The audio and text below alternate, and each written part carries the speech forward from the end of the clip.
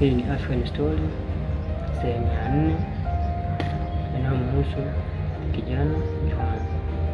Kama hujafanikiwa kuangalia sehemu ya kwanza, sehemu ya pili na sehemu ya tatu, basi nakuomba uweze kuingia kwenye profile yangu ili ukaweze kutazama sehemu zote hizo, ili uweze kujua kisa na mkasa kumhusu kijana Juma.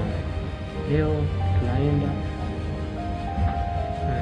kuangalia namna akiba ndogo inavyoweza kugeuka na kuwa biashara kubwa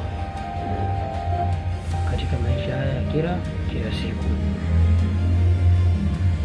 Baada ya mwaka mmoja, mamake Juma tayari alikuwa ameshapona, lakini pia mtaji wake wa Juma ulikuwa tayari umeshamzalishia akiba dharura ya $50,000. Hivyo Juma hakutaka kuchelewa wala hakutaka kusimama, kwani alijua mapambano ya kila siku ndio huleta mafanikio. Juma aliweza kukata $300,000 na kuweza kufanyia mambo ya msingi. Hapa vijana wengi wakishafikisha $500,000 huwa wanajisahau na kufanya mambo ya hovyo au mambo ya anasa, ambayo mwisho wa siku huwa anapelekea kuanguka na kuishia kwenye maskini na kutupwa.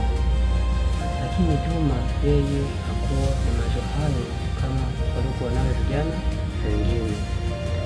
Yeye kwenye $300,000 hiyo aliweza kununua nguo za mitumba pamoja na vifaa vidogo vidogo vya elektroniki ambavyo mwisho wa siku alianza kuviuza mtandaoni kupitia mtandao wa TikTok pamoja na Instagram, ambapo alikuwa anauza baada ya kuwa ametoka kwenye mizunguko yake na ile biashara yake. Kweli Mungu huwa mfupi mja wake. Baada ya miezi 6 tu, Juma sasa akajikuta amekuwa tajiri wa kutupa, kwani ile biashara yake ilikuwa inamuingizia kipato kikubwa sana kuliko hata ile biashara ndogo aliyokuwa akiifanya. Lakini kadiri alivyozidi kupanda mafanikio, ndipo vikwazo na changamoto vilivyozidi kumkumba kijana Juma.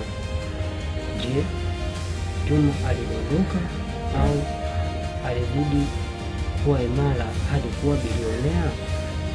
Bonyeza alama ya jumlisha ili uweze kupata sehemu ya 5 ambayo ndio itakuwa ni African Story ya mwisho kabisa ya hadithi hii.